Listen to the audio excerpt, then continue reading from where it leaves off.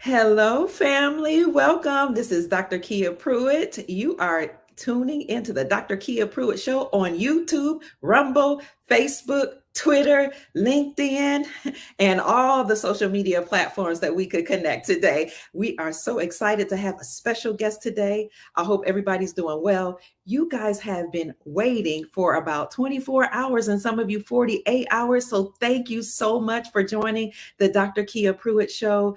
Greetings, royals, greetings, beloved, grand rising, joyous rising, good evening, good afternoon, good night. I see you all checking in from all over. I see Pennsylvania in the house. Hello, Linda. I see who's that? Canada in the house. Upstate New York, Lake Milton, Ohio. Hi, Brother Jamie or Sister Jamie. DJ Johnson is here.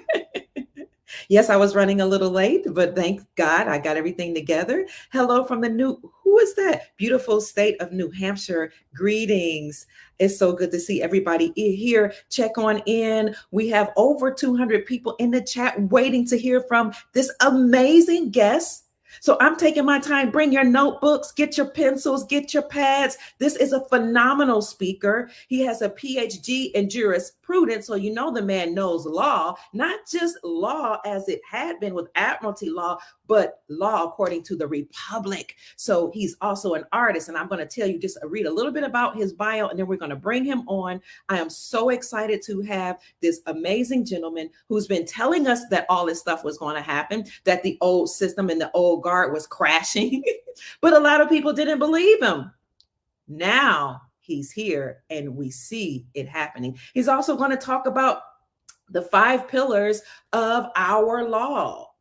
The 5 pillars of the Moors, they say, and how this is applicable to what's going on. So let me just read a little bit of his bio as you all check in and say hello. Get your pencils, your papers, your water, a glass of wine if you indulge a little bit, darlings. Some tea, some coffee. Mama Kia has her water.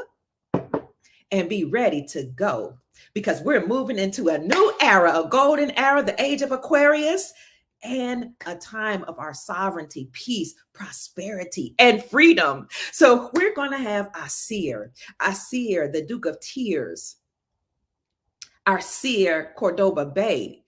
He is a multimedia artist, a natural historian, a published author and writer with a PhD in jurisprudence, an astrologer, born Prince Charles E.L. Rogers L. Aseer started doing art at the age of 4. He began taking part in classes at the Brooklyn Museum at age 7. Around the age of 10, he began print modeling, and at the same year, he drew his first full comic book. He attended art and design high school where he studied many techniques, but he didn't graduate. Instead, he got his GED and he went into business for himself. He went later on to get his education, formal education. He started Morally Correct Mediums, a subsidiary of his father's publicity company called Rogers Artist Media. He worked on logos and bios for many groups like Eric B. and Rakim, Dougie Fresh, Dead President. Y'all know who these are if you are really into hip hop, right? And a myriad of other musicians. Aseer worked as a contributing writer for The Source magazine, where he wrote articles under the name Destiny, Destiny. One of his most famous articles was called Booster Shots, which achieved critical acclaim. After gaining knowledge of self by 1997 through 1998, he traveled abroad exhibiting his artwork at galleries while studying jurisprudence. Wow. After returning to Brooklyn, he went to work as an after-school teacher for New York State Board of Education, the MAP program, and Catholic Charities. Aseer taught Moorish science and history at community centers and various colleges such as LIU and Prince George County Community College. He's a regular speaker at high schools in New York and Miami, Florida. Aseer became a member of the MST of A and was appointed a sheikh. Wow. He began an intense study of history and had a major breakthrough around 1998. In 2003, he was anointed the Duke of Tears by an Ashanti priestess empress, Nekemwe King, PBUH. Aseer then embarked on the groundbreaking podcast called Super Heru, Heru Radio on Blog Talk Radio, and it lasted for 7 years. A multi-talented artist, Aseer and Selena, his wife, recorded 2 albums. I think it's his wife. Let's just say Aseer and Selena recorded 2 albums under the name Team Cordoba Aseer, and also wrote a beautiful comic book called The Dark Skull 418, and you can purchase that on Amazon. This book had, at the time that of this publication, sold over 50,000 ebooks and received a 5-star rating on Amazon. It's still at a 5-star rating. I looked it up. Aseer is currently working on various projects to uplift fallen humanity. Doesn't that sound like what we do over here? While raising his family and promoting Moorish cultural existence as a viable lifestyle. Now, family, without any further ado, please allow me to welcome Aseer, the Duke of Tears. Welcome. Peace, sister. How are you? Thank you for having me. You're welcome. Appreciate it. Peace, everybody that's tuning in. I really appreciate you having me. Yes, sir. It is my pleasure. Now, can you first tell me what Aseer, the Duke of Tears means? We have almost 500 people in the chat. Like the video, subscribe to the channel. Yes, and show Brother Aseer some love. I brought him here away from his family. He should be working right now, but I put his Cash App down here in the ticker. The brother is going to talk to us about law and returning to the Republic. I'm so excited. So let's show the brother some love. This is the Cash App $DS418, and give him some blessings. Shower him some monetary gifts, because over here we believe in that. Amen. And he's a sheik. So, okay. Thank you so much, man. I appreciate it, for real. Yes, sir. What does that mean, Aseer, the Duke of Tears? Aseer there's a chapter in the Bible, Samuel 9:9, that says before time, the prophets of old were called Aseers. So that's where that comes from. And then the Duke of Tears, Dukal. The term Duke comes from the old Moorish term Dukal, which means like an appointed wazir, or someone in charge of a royal house. And then Tears, from what Empress Nkweke told me, bless the dead, represented different levels. Like Tears represents levels. Okay. So when she said you're the Duke of Tears, she basically said that, because I study so many things, I understand a lot of different levels of society. So she wanted to kind of encapsulate it all in one turn, or title, I should say. So it kind of stuck from there, Yes, sir. And people want me to make sure I acknowledge that you are also a husband and father. Yes, indeed. Yes, indeed. I couldn't do it. I've been married to my queen for it'll be my son is 25. It'll be about 26, 27 years. Wow. So I'm blessed in that regard. I wouldn't be able to do what I did, or what I'm able to do, without her. Yes. As well as, my children.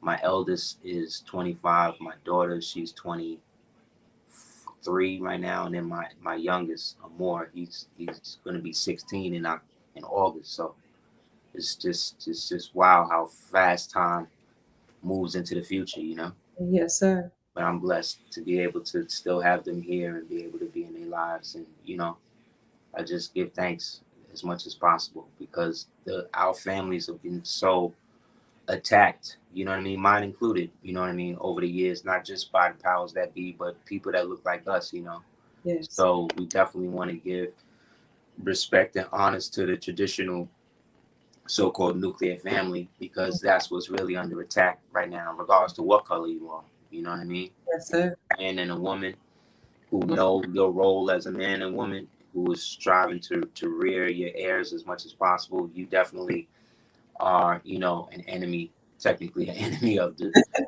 deep state. You know what I mean? Yes, sir.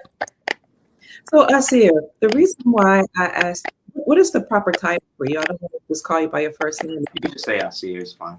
Okay. Aseer, and you've been on the show before, and I met your lovely wife. So I feel very honored to have you. Before we came online, and the reason why I called you to come on the show, we talked a little bit about this, and I want you to explain to the family what's going on behind the scenes and in front of the scenes with, all these governments overturning of, monumental cases. I think the latest two rulings by the Supreme Court was one that granted President Trump was granted immunity, I believe, and the second one, I hear some noise. I don't know if that's my. Yeah, I heard that as soon as you started. Let me see. Okay, it's good now. Okay. So yes, the President Trump being granted immunity. I hear it. Yeah, right when you start talking, I noticed that. You know how they be doing. I do. I'll stop in a minute to let you talk. And then the second one, the Supreme Court overturning the Chevron case, the Chevron deference, and saying that all these federal agencies are creating their own laws. We're not supposed to be doing that, and that whenever we would challenge them, the judges would defer back to these agencies and say, well, they're the experts. They can create their own laws. Well, the Supreme Court said that is unconstitutional. That's right. All this stuff is going on right now, but I want you to please explain to us what that means for us. Is it really the Republic story? I don't know. You tell me from your standpoint, having a PhD in jurisprudence and studying and understanding and understanding Moore's law. What's happening? It's definitely something to kind of look at in kind of like a bird's eye view, because it's like a lot of moving parts happening at the same time. And essentially America itself, right, and the so-called American citizens, who are those who are here by birth, you know what I'm saying, and declaration, is a constitutional republic. Okay. And the only type of governmental structure that is guaranteed by that constitution is that of a Republican form of government. A Republican form of government, or this form of government, came out of many years of the consolidation of different foreign powers that were jockeying for a position of a primary dominance in what we would call the North, Central, and South American old empire. You know what I mean? Yes. The very term America can be traced back to not to Amerigo Vespucci, but thousands of years before him, comes to us from the old Berbic Libyan, so-called Latin, as they say, term Amaruca, right? Which is old, as they say, Moorish dialectical inference to represent the extreme West, which basically means everything west of what they refer to now today as Morocco over there, all the way over here would represent what's called the Al-Maghreb Al-Aqsa, which means the Morocco of the farthest west, or what we call the empire. Okay. And the way that we did things over here wound up consolidating into the fracturing of that empire into separate states, into confederacies, and from those confederacies into states. So we went from empires, kingdoms, and dominions into nations, countries, and states. And then that consolidation or that contraction led to things like the Articles of Confederation, the Articles of Association, the Bill of Rights, which then led to the preamble to the 7th Article, which then led to the greater so-called Constitution, from the 7th Article to the 13th and 14th Amendment eventually, and then eventually all the way up to the 25th and the Supremacy Clause. So our contribution to the country was not in dispute. You know what I mean? It only came in dispute after the coup d'etat happened in 1871 with this thing called the Act of Congress, which led, unfortunately, into after the Reconstructional period, which they lined it all up, and then by the Act of Congress in 1871, by then taking the whole country and putting the country under the jurisdiction of Rome, which today we call Washington, D.C., because prior to it being called Washington, D.C., it was referred to as Rome, because that's essentially what it was. People can look that up. And the land that it was dedicated to was the land that eventually became Washington, D.C., which again, prior to that was called Rome, was then consolidated under the foreign powers that we refer to as European. However, at the time of our fall, let's say between 1492 and let's say 1492 to about 1666, in 1492, there was no Europe. There was no Spain. There was no France. There was none of those places existed. You understand? All of those places that we now denote today as European nations were themselves just so-called Roman territories that reconsolidated themselves as European states. You see what I'm saying? Once the greater empire again had fallen, and now all of the stuff that was already here was now being reabsorbed and reconstructed under this new moniker, you see what I'm saying, of Europe, when back in the days that was just West Asia, or what they call Eurasia. You see what I'm saying? Mm-hmm. So by the time we get to this time period here, and let's say after Reconstruction, after the Act of Congress, after they created the terrorist organizations like the KKK and all of that stuff to help further consolidate their power base to go along with the new identity that they were giving the so-called Americans, which used to mean all of the copper-colored people, you know what I'm saying, that were here from time immemorial, that was now being redone to act as the mask for the new so-called Americans that were being brought over here on boats. You see what I'm saying? And brought through Ellis Island and places like that. These new people would be referred to as Americans. And then we now, who already were protected under the rights of the original constitutional republic from the preamble to the 7th article, were now taken from that part of it and then put under the foreign part of it, which was the 13th and the 14th Amendment. You see what I'm saying? Yes, I do. And gave us a different complexion in the whole thing. So in the hierarchy of things, you have the nationals, then you have the citizens, then you have the subjects, then you have the aliens. You see what I'm saying?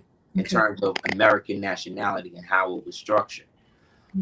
So what they did was they took the nationals and made the nationals aliens, and they took the aliens and made them subject citizen to the nation. You see what I'm saying? Then they took the nation itself and then hijacked it and put it under the auspices of a foreign government, aka occupational government, that we call the United States, which again was the new reorganized Rome, which again now was functioning as a democracy on the republic for which it stands. You understand? Yes, I do. So based on that, this is why they want to always talk about democracy, democracy, democracy. However, if you read the Constitution, if you read the Bill of Rights, if you read the Bill of Rights, the Constitution, the preamble, the Articles of Association, the Articles of Confederation, if you read any of that stuff, there's no mention of democracy at all in any of it. You know what I'm saying? It's never mentioned because we're not founded under the principles of democracy. Democracy is just another way of saying mob rule. You know what I mean? Majority rules. So if the majority of people are stupid and the minority of people are smart, then that means that the smart people now fall under the rule of the dumb people. And that's where they want to say that you voted for that. But that's not really it. See, in the republic, in the democracy, you vote. In the republic, you elect. You see what I'm saying? That's why presidents are elected. You see what I'm saying? But what they're doing is they're taking nationals and then putting them and then trying them into democracy and then taking the aliens and then bringing them into the republic. You see what I'm saying? It's a constant shell game. It's a constant moving one citizen and flipping it for another. So that's what the whole shell game that they've been running since 1871 has been about. That's why they have the ability to take all of the so-called tax-paying money, which is an oxymoron, being that taxes, they fought the war to not pay taxes. You dig what I'm saying? So now they're trying to get everybody to pay taxes, which then shows you that there's been a hijack and there's a grift going on. You dig? So this is why they can take everybody's money and then send it to other foreign countries where they're laundering that money through transnational corporations, which are also agencies of the Roman imperial dominion. That's all being functioned and funneled through all of these rat holes like Ukraine or Afghanistan or Israel or places like that. You see what I'm saying? Yes. So that's really the issue, and why they don't want anybody who's functioning from a Republican form of view, not a Republican Party, which again was founded by the original man and woman here in America. Because if you ask yourself, like, how is it that in 1864, according to their history, all of these original men, so-called melanated men, so-called black slaves, were slaves, and then the next year in 1865, they are now all free, and now they all have a Republican Party that know how to vote and write laws and do legislation and all this other stuff. Like, how they do that in a year? Like, that don't make sense. How is it that the country is how is it you've been in bondage for 400 years, but the country's only 225 years old? Like, how is it that Morocco over there didn't become Morocco until 1956, but then we got a treaty with the Empire of Morocco from 1787? Where's Morocco between 1787 and 1956? Like, you know what I'm saying? So because they can never answer none of these questions, they want to keep us wrapped up in the racial grift and the colorable law system, in which we have to be colors in order for it to quantify our worth. See what I'm saying? So that's really what the issue is. All of this is functioning under colorable law, but because of things like the Chevron deference being overturned and things like that, all of that's coming to an end. So they got to now move the goalposts back further and then create something else for people to be scared of, you know? Such as what is this thing? Proposal 2025. That's the new boogeyman that they're giving to the original man and original woman in America to make them think that, and not just them, all of the other people who have been given United States citizenship. Because that's the thing, like, to be a United States citizen, you can't be an American national. To be an American national, you can't necessarily be a United States citizen. However, you can receive the rights and you can receive the privileges of the citizens, but you really maintain your rights as a national. Because America is different than the United States. The United States is the occupational government that is functioning under the term these United States, which really means Washington, D.C., London, Rome, the Vatican, and I always forget the last one. Me too. D.C. Yeah, it's Rome, it's Washington, Rome, Vatican, and I want to say Israel, but it might be somebody else. And that's really what these United States is. So when people say that they are odd, and then there was an act called the Trading with the Enemy Act that then created, when the United States went bankrupt in March 9th, 1933, that created the indemnity now between the United States government and the American people, in which the United States government declared that the American people were enemies to it. And thus now they could function, they can control them under Trading with the Enemy Act because of the bankruptcy. The bankruptcy basically said that all of the rule that they had was over, right? That started from 1871 to 1933. So now that was over, in order for them to maintain power, they had to then declare that the American citizens themselves were enemies to the federal government, and then the federal government people represent the citizens of the true citizens of the United States, which is a lie. Mm. So that's why they basically created military jurisdictions over the American states.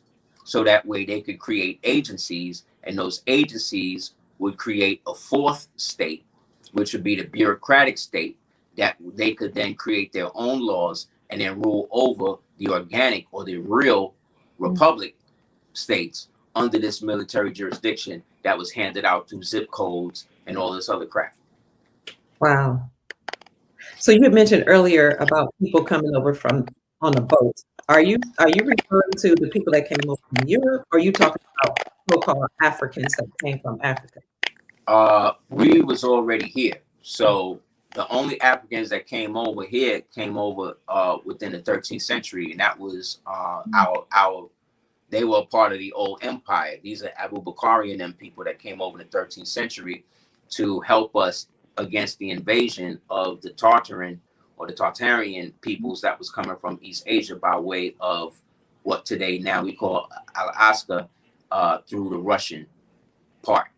So they came down from Russia through Alaska down into California, and then they moved further in, and then they was trying to do their thing, and went all the way down, all the way almost to Bogota, Colombia, South America. So then we had Abu Bakari and them came over from the Atlantic portion, came over, and then they met head to head, and then that created a big war.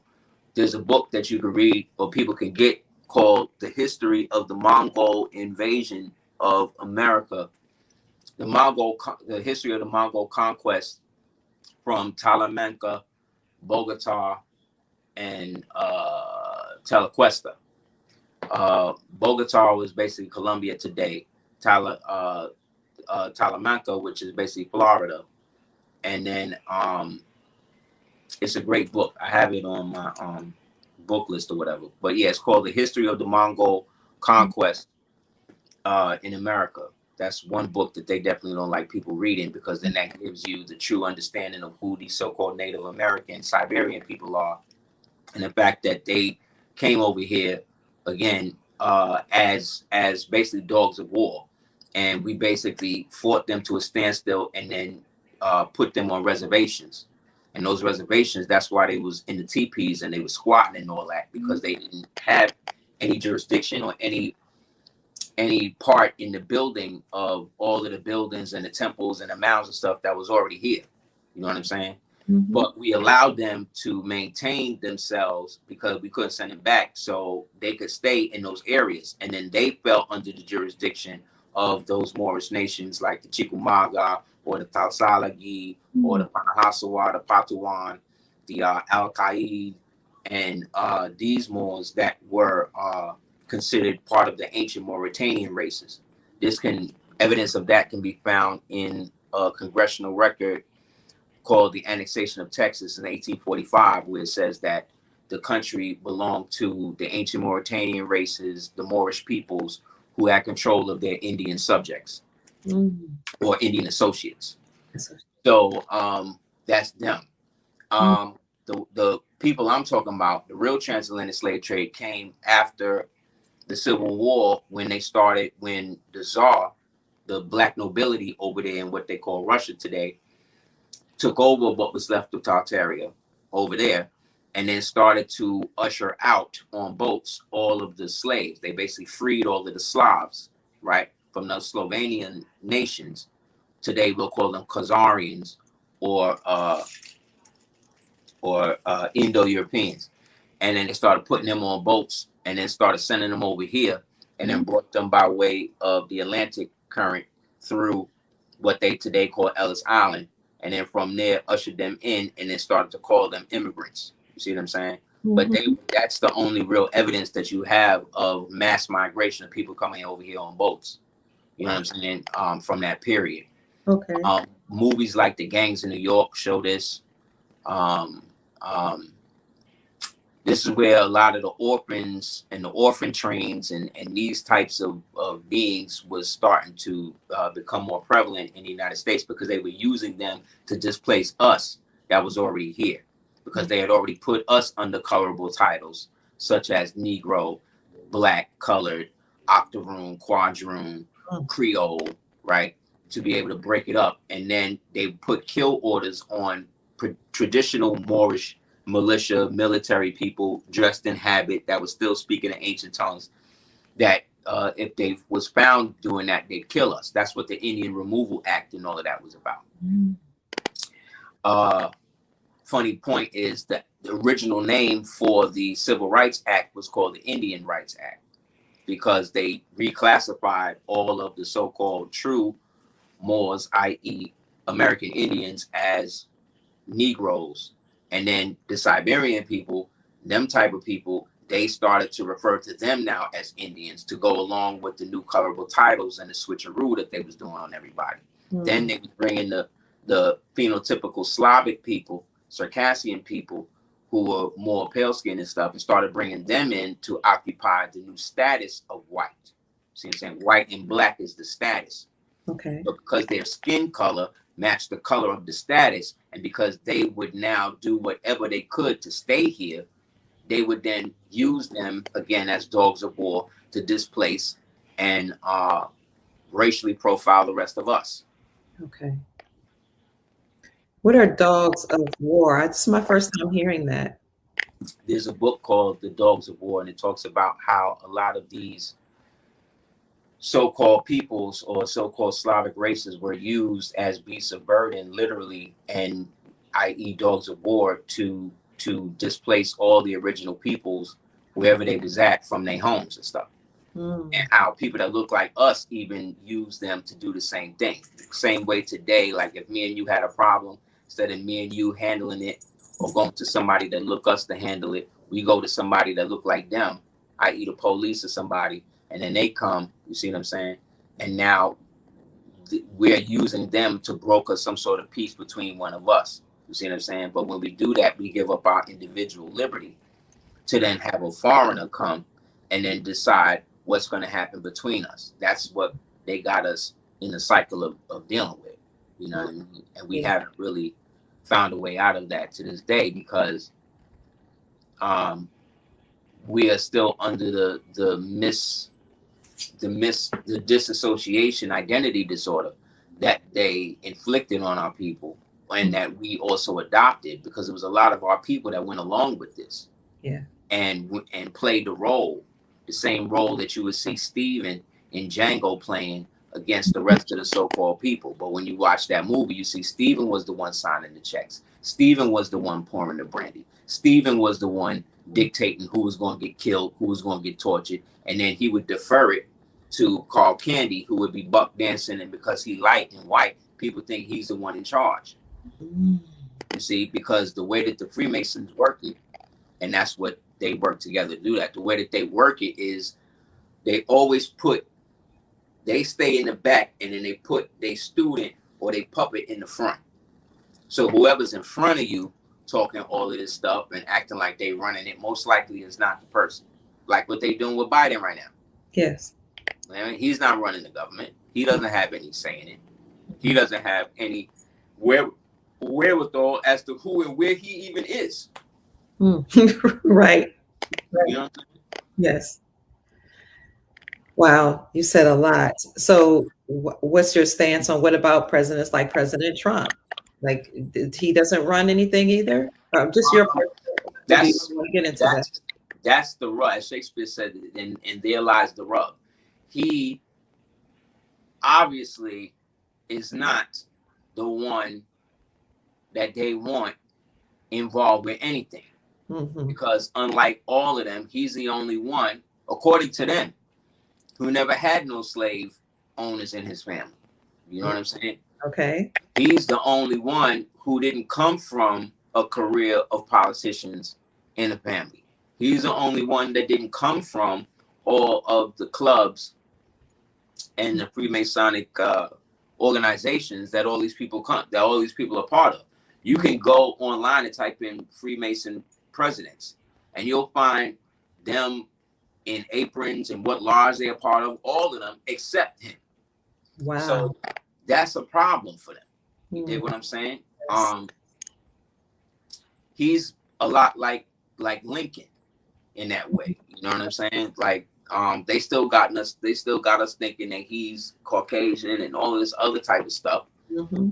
But when you look at his penny as opposed to everybody else's, his face is the opposite way. True. Right?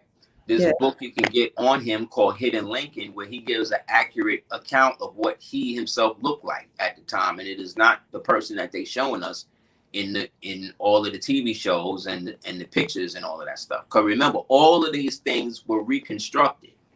All of these people that we think was Caucasian and stuff like that, who had power and stuff, most of them wasn't.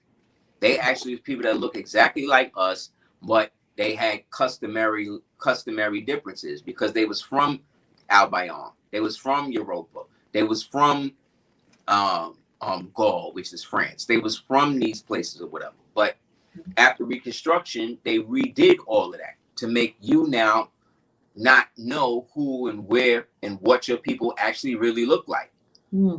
So that way, when you read about stuff in history like the Etruscans or the Minoans or the Phoenicians and these type of things, you always think it's Caucasian people. But these is your own people. These is your ancient people who they group in terms, like I said, under terms like the ancient Mauritanian races and things like that. Mm-hmm. And you don't know. You just think that. But also because Hollywood created movies where they had all of these people looking like that. So that way today, you could say that Cleopatra and all these people was melanated. And people would be like, no, that can't be true. But then Egypt is Africa. Right?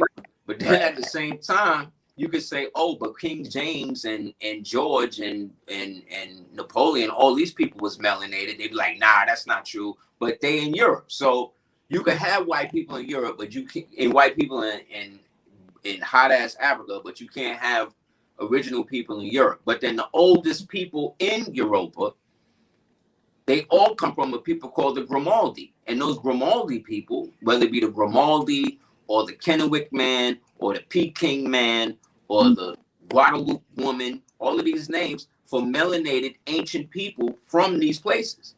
Yet, we have to go by the modern term of it and the modern aspect of it. Mm. So now we can't, so now we say that what these people originally were,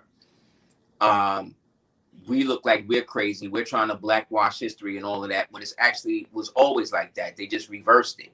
And they created a school system that was paid and bought and paid for by people like Rockefeller to conceal and flip all of this. Mm. They created what they call Moors Indian charity schools. They created Indian seminary schools to bag up all of these Siberians and then make them believe whatever their culture was and all that. It was an operation. Because most of these people during the turn of the century, all of their parents had been killed and locked up in these ancient castles and stuff that they repurposed as insane asylums or orphanages and stuff like that. And then, I mean, at one point you could buy white children in the mail. What? They would put them in boxes and shit and mail them to your house. Like, this is facts. Crazy. Yeah, get a book called The Orphan Trains, and it talks all about this stuff. And they don't know where these people's parents were. At one point, all of the children, during the beginning of the Industrial Revolution, as they call it, all of those factories was being ran by these little orphan Cabbage Patch children. A lot of the labor riots and stuff was actually fought by children, like the Little Rascals, children like that was actually running the foundries, running the coal mines. This is what they was doing to their own people. Mm-hmm. Meanwhile, those of us that actually owned everything, that actually had the jurisdiction over the land, that had been here from time immemorial, had watched these mounds and these trapezoid pyramids and these Tartarian buildings and stuff. We actually are the descendants of those who constructed them. We're the ones that had to get ran out, so that way they could eventually move them in. You see what I'm saying? Yes. And then we then get dejected to the point so that way they can make the aliens the nationals, and then take the nationality from the aliens and then make them subject citizens. I see. And they've been playing the shell game against us ever since. Mm. And then, like I said, there was a lot of our people who generationally went along with this garbage, and they were able to receive scraps on the table, and they was actually able to work with the black Freemasons, work with the white Freemason as counterparts, or as the black and the white checkers on the chessboard who act like they're apart, but they really working together and make it seem like the rest of us is crazy. That things like racial ambiguity and racial strife and all of that stuff existed, when really a lot of these people were traitors to both sides. You know what I'm saying? Yes. And switched it up on us. So who is really behind all of this enslavement of all of us? Rome is the last aspect of it. Okay. That's the Rome is basically the culmination of all of the pagan, ex-Babylonian, ancient word for them would be heresheth. This type of pagan idol, human sacrifice, human bondage, creating abominations, worshiping unseen forces, getting guidance from the infernal underworld, that type of thing, that all culminated at Rome. Okay. And thus all of the so-called papal bloodlines, whether it be the Orsini, the Aldobrani, the Breakspears, it's another one.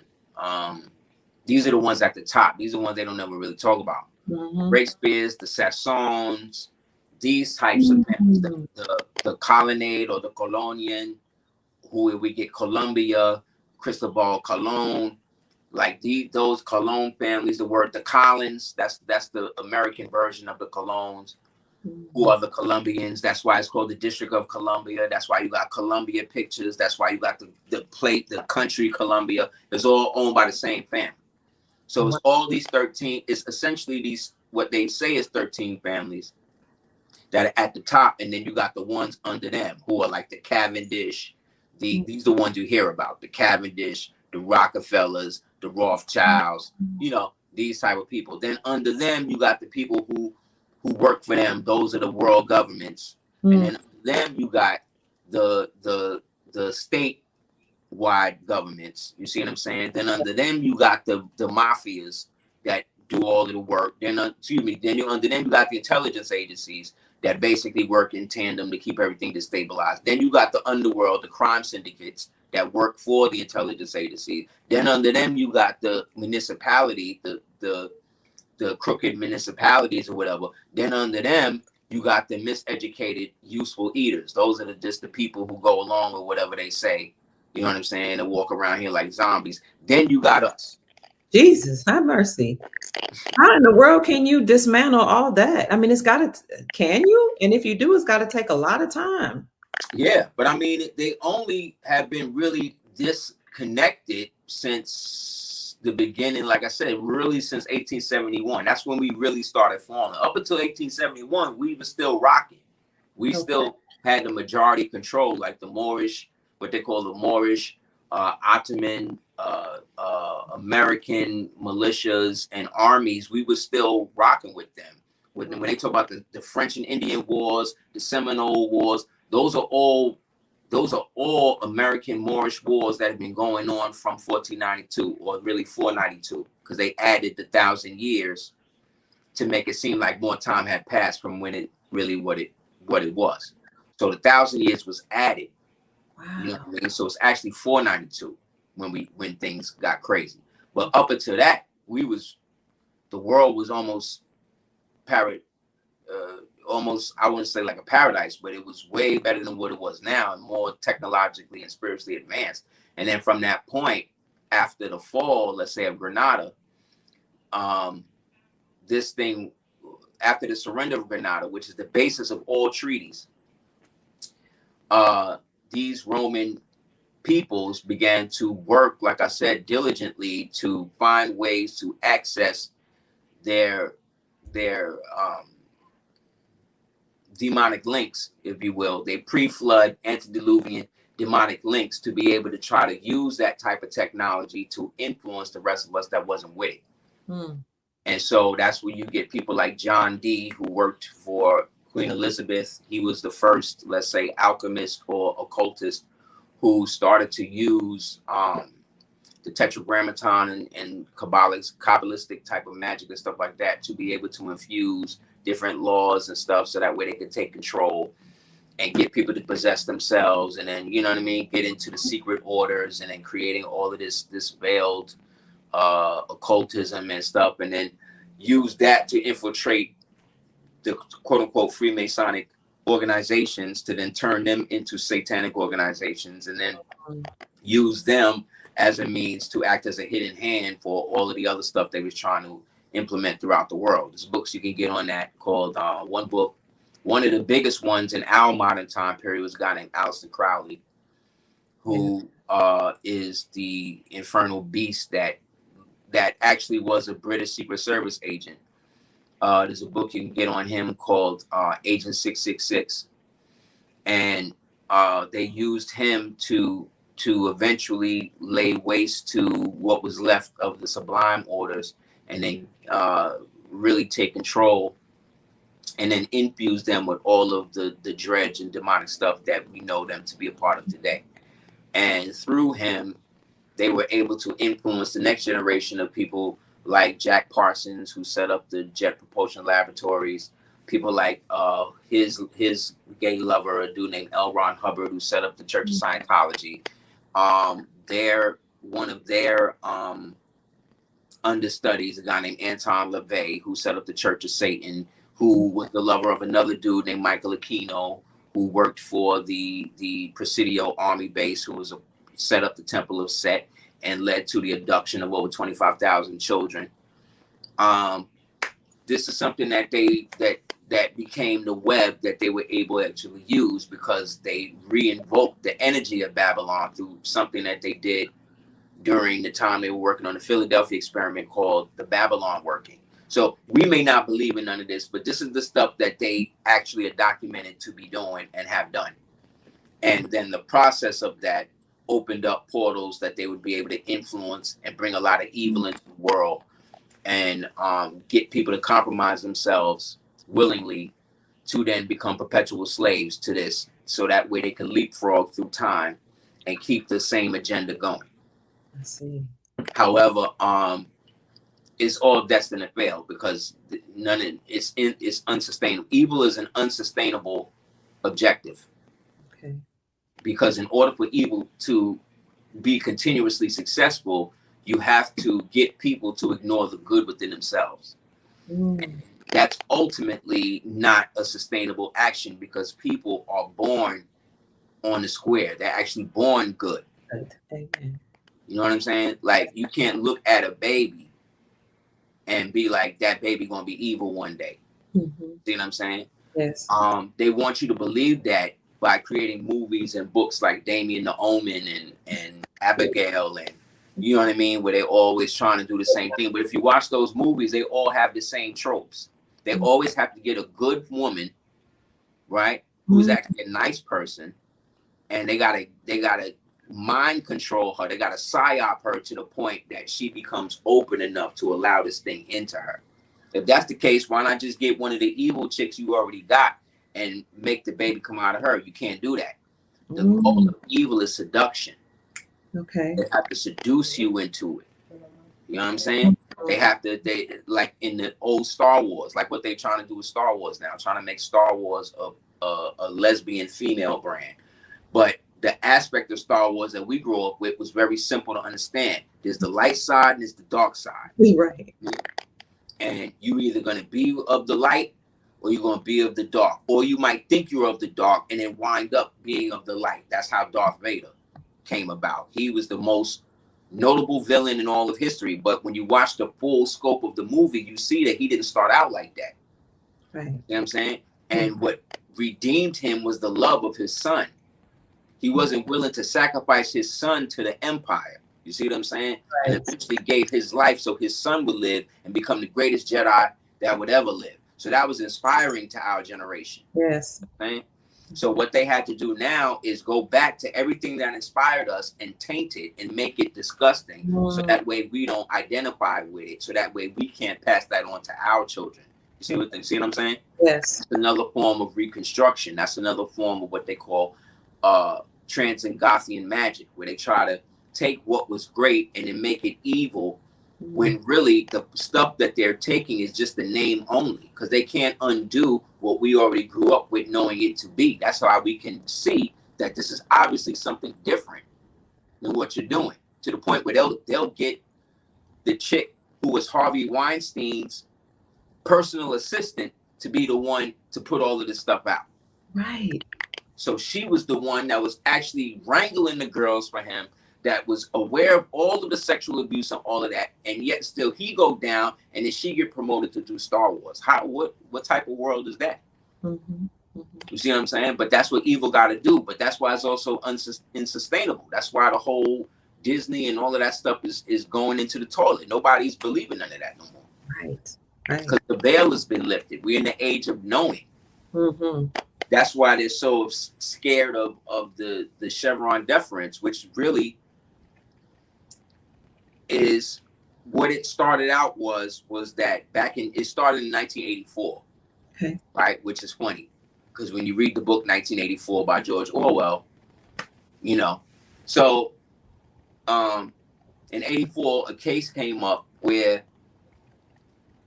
a government agency basically won the right to create its own experts to be able to justify any aspect of ambiguous law that they could attest to, and made it that way, so that way up until then, any type of ambiguous law that was out there could not be interpreted by anybody outside of the legislative branch. Okay. You see what I'm saying? That's why it's set up. So Congress make the law, the legislative branch enforce the law, Supreme Court interpret the law. So they bypassed all of that. And then what that did was create the bureaucratic state. You see what I'm saying? Which, again, is the quote unquote forever Washington, quote unquote, deep state. And now that they had their own ways to do that, create their own laws, they could then employ their own experts. So what CIA started to do was go into colleges and then start to recruit different people from different forms of educational disciplines, and then employ them as experts to help go along and help them justify all of the BS they're supposed to do in the mainland. Because remember, CIA is not supposed to be able to operate on the mainland. That's against their mandate. But they found a workaround with that by being able to use the Chevron deference to be able to use stooges to be able to put forth what they wanted to put forth. And then once CIA started doing that, then FBI started doing that. Then the CDC started doing that. Then start doing that. The EPA started doing that, right? Then all of these different agencies create their own bureaucracies and then pay for their own experts, and then even start swapping experts between each other to then start milking money out of us. Right? Creating erroneous statutes and laws that aren't even statutes and laws. So when everybody brought it up and said, well, this can't be right, the judge or whatever, they would always cite Chevron and say, well, we have to go with what the experts say. It's against the law. That goes against the Constitution. Okay. Which says that each person has to be able to meet the to meet who's accusing them. You know what I mean? And you have the right not to incriminate yourself and stuff like that. So that went against all of that. They were able to get away with doing all that. That's how they was able to flip COVID on everybody. That's why they was able to flip the mandate. They just got a expert. Who was the expert? Fauci. See what I'm saying? Fauci. This is what they did with Fauci. They used him. This is third time they used him. They used him for the AIDS thing, right? They was coming up with the AZT and all of that, and it wasn't approved by the FDA and all of that, right? To actually be able to use, because the AZT was actually killing people, but they brought him in as an expert to say it wasn't killing people. See what I'm saying? And next thing you know, it's being used, and now it's killing more people. You know what I mean? To the point where they found out they made it in the lab, they did all of that, and still they were able to use the expert that they created, that they paid for, to then manipulate the people. And then they dusted him off after all of that. Because remember, back in days when the AIDS thing was happening, they were using that as the fuel to basically radicalize the gay and the LGBTQ people or whatever for the time that we in now. So that way, once Obama got in And then he was there to be the first gay president to be able to push the LGBT and the trans rights and all of that. That then created another subdivision of fake experts that they could come out and say, hey, these are the trans experts that say it's okay for you to cut this little boy's penis off, or get this little girl to cut her breasts off and stuff like that as a form of gender care. There's no such thing as gender care. You can't care for somebody based on their gender. You can only like certain chemicals that exist within the female body don't exist in the male body. That's just science. That's just God. That's just how things are. However, they believe that you can change, if you change your mind about something, you see what I'm saying? Then they can use your mind changing as a means to change your physiology. And that is a form of gender dysphoria. So this is the first time in history in which they've used a so-called medical illness as the precursor or the prerequisite to be able to go along with terminally invasive surgeries. Right? All because they got experts that come out and say that you can do this, even though they have no expertise in doing it. Right. Right.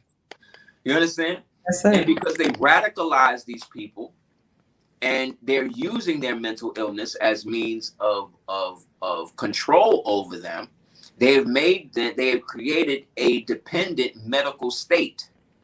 See, because once you do that, like when you get breast implants, they don't tell you. Most people think, or most women think, that once you get the breast implants, you get the implants, you're good. No, you got to swap them things out like every 5-6 years. So by the time they start healing, it's time for you to take those out, put new ones in. You see what I'm saying? And now you created a medical dependent person for the rest of their life. You see what I'm saying? Because these pharmaceutical companies and all of them created their own experts. You see what I'm saying? Because they're all paid for by the same three companies: BlackRock, Vanguard, State Street. BlackRock, Vanguard, State Street. And they're all under something called Hibera or Hifera, right? And so these three agencies, which are taking regular people's money to do all of this, people's pension funds and stuff, they have created a monopoly where they are the three main board carriers of every major corporation in the United States, corporation itself. So that's a monopoly. That's supposed to be against the law. That's trading with the enemy. BlackRock just last month or 2 months ago just got revealed that they've been funding 61 companies on the blacklist that are in China. So they are literally trading with the enemy of the United States right now. Wow. But they not being tried for treason. Why not? You see what I'm saying? Because they are all a part of the WEF, which is another version which is a foreign version of the CFR, which is the Council of Foreign Relations. See what I'm saying? All of these fake bureaucratic foundational agencies that were created after the Chevron deference. All of this came from that. There's another version of the Chevron deference called the Skidmore deference. Okay. What Skidmore deference does is it makes it so that way it gives more power to the federal judicial system, in which they choose who is the real expert as opposed to the agency. So that's actually a little better. The thing is, the people think that all agencies in the government is corrupt. They're only that way because they're peopled by corrupt people. But the element of what we established it on is still pristine. It still work for the people if the people can get in there to work it. So because we in the melanated community grew up under the whole slave grift, the racial slave grift of us all, being slaves from Africa, and that, we'll never have no power, and that the white man is always the one in control, and no matter what happens, we always going to be killed by police and all that. All of that stuff was imposed on us between 1973 and 1984. Between Whereas the opposite happened from 1948 to 1973 was the highest point of what you would call a golden age of American entrepreneurialism and money. Back then, you could have one job and have like 2 houses. Wow. Now you could have 2 jobs and can't have 1 house. Can't even afford one. You see what I'm saying? So they've created this deference within us because what they did was they used the civil rights movement as a means to move us away from our nationality. You see what I'm saying? And they want to get us locked up and caught up in all of these inferior titles that are patented and trademarked. Like the term African American is owned by a food company. One of the main shareholders is a dude named Charles Young. So when Jesse Jackson was calling y'all African Americans, right? What he was doing was putting you, when you identify with that, you then put yourself under that patent to literally become food for these people. Which is why Black people are usually the ones that have been put under these extraneous circumstances when they refer to themselves in these inferior terms, just like Negro, just like Black, just like colored. All of these are colorable trademark titles by the same United States government, just like Indian. You know what I'm saying? The Indian Act said that no so-called Indian nation had the right to be seen as a nation anymore. They all had to be seen as individuals. So you could act like, because you're calling yourself an American Indian or wild Indian or whatever type of Indian, you just saying that you might as well just call yourself a nigga or a Negro. It's the same thing. You're putting yourself under something that you don't understand that was set up for you by people, by specifically a dude named Walter Pleckler, who was working with a Black man named Marcus Garvey, who was trying to convince you that you was brought over here in slaves from Africa, when he was not even from America. He from Jamaica. You know what I'm saying? He from Jamaica working with a white man. So that way, once you decided, okay, I'm African, I'm not from here, let me go to Africa. Walter Pleckler then writes you, okay, he's an African now. Now we can move one of these Siberians into the slot. Now we can move one of these white people. We're going to call them Indians. They're going to pay us $5 to get into this slot, and now they can take your land. Oh, well, the reason why you got a name like Johnson or Smith or Barrington or whatever is because the white man, that's a slave name. No, that's the name that the slaves adopted. You see what I'm saying? Once they got here and they boxed you off your land. So that way, when they said Johnson, this dude's name is Wachowski. You see what I'm saying? But it was prejudice against the Polish. So he then took the name Johnson, right? And then when they had to pick under the colorable law, which Johnson they was going to give the land to, they decided to give it to the white Johnson because they knew that that would allow them more control over the real Black Johnson. See what I'm saying? Who had his own town, who had his own oil fields, who had his own stuff. Then they make us think that all of the sharecroppers and all these people we see lynched and hung was just dumb Black people. No, these was the judges, the lawyers, the doctors, the empresses, the queens, the dukes, the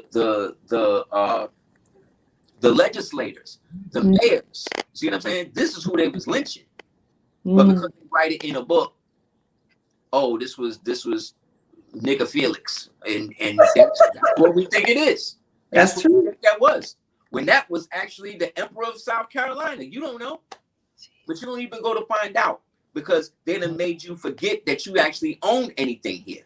We're the only people in this world who they tell us that where we're born is not where we're from. That don't make sense. They don't ever go to no dark-skinned Indian people or Dravidian people and say, you know what, you really from Africa? You need to go back to Africa. And do that. They don't go to no dark Malaysian people and say, you know, you're not really from Malaysia, you're really from Africa, you should go back to Africa. The only people who do that is our own people here. And this is because of the miseducation. Alex Roots never happened. Alex Haley, that was plagiarized from a book called The African, and the white man that helped Alex Haley do that, he's the one who got the copyright when Alex Haley died. So that didn't happen. But yet and still, they creating TV shows on it. They got OJ in the show. They got James Earl Jones in the show. They got all these people in the show making you think that this is what it was. Prior to 1973, I never heard about slavery and none of that. Prior to the year I was born, I never heard about none of that. I didn't know about slavery and none of that until one day I watched Roots with my moms. Me too. Then now all of a sudden, oh, this is what they was doing to black people. Okay, so now I don't like white people. But that didn't even happen. The word slave, it don't even apply to you. That applies to Slovenian people. There's no black people descended from Slovenians. To this day, that's not even your title. So how can you be something that you never was? It only works because these racial grifters want us to be down with it. They want us to do it. Michael, I'm about to call him Martin. Michael Luther King himself, because that was his name, Michael. Michael said himself, the original black man is languishing in exile in the land of his birth. He was telling you. But because he was under the Freemasonic secret, he couldn't give it up. So now that we got a nationality, now you got people that look like me that's out here trying to get you to be an Indian again. You know what I'm saying? Like that worked out for anybody in history. Like, no, it didn't work out. The only reason why they don't want us to identify with anything Moorish or Moorish history and stuff like that, because that's the one thing they can't copyright. They can't trademark that. That's freedom. That is actually a title that represents freedom, because we're the only ones who still got treaties, who still got amity powers, that still got estates all over the world under that designation. So they get their people that look like us to come on your platform, go on other people's platform, and talk down on people that's speaking about this by using the same old tropes of like, oh, well, the Moors, they enslaved black people, and the Moors, how we enslaved the black people, but then we brought enlightenment to the whole world. How we was doing both at the same time. Oh, well, the Moors, they wasn't here in America, all that. That's not what the congressional records say. That's not what Chief Tamminen said. That's not what the Delaware Moors said. That's not what the Algonquins said. Why would they call the Algonquins, the Seneca, the Wabanaki, the Panahasua, the Pamunkey, the Seneca, the Yamasee, the Southern Creeks, Northern Creeks, the Seminoles, the Washos, the Washitas, the Owachitas? Why would they call them barbarous nations when the term Barbary or barbarous was referred to the Moors? Why would they refer to them under a Moorish name? How is it that the word Anasazi and the Mecca Indians and the Mohammed Indians, these are all Islamic names? How is it that the Hopis were speaking Islamic Berberic Latin back in the 1700s when they got here, but the white man called it gibberish? You know what I'm saying? How is it that they were doing it? How is it that they finding mosques over there in Mount Moriah, and the congressional records is referring to everything west of the Nueces and the Bravo rivers as ancient Mauritania or the old Moorish Republic? How is all of this? How does both exist at the same time? And again, the only people that ever give me pushback on that stuff is people that look like us. Because when I was coming up, they was acting like the Moors was white people. Wow. They was making the Moors white. So it took us at least from the time I started getting into it, which was what, 95? So between 95 and like 2003, they were still trying to say that the Moors was white. So we knocked that down, showed to prove how that was, and that the term white was actually they was referred to that because one of the biggest Moorish dynasties was called the Alawites, right? And they all wore the white turbans and the white stuff and all of that, dressing like Yehoshua or Yeshua Hawashai, right? He would be dressing like that. And then it went from that to, oh, well, the Moors was always enslaving and they was only having sex with white women. Yes, some Moors was doing that, but not everybody. We all wasn't with that. That's what we went to war with each other for.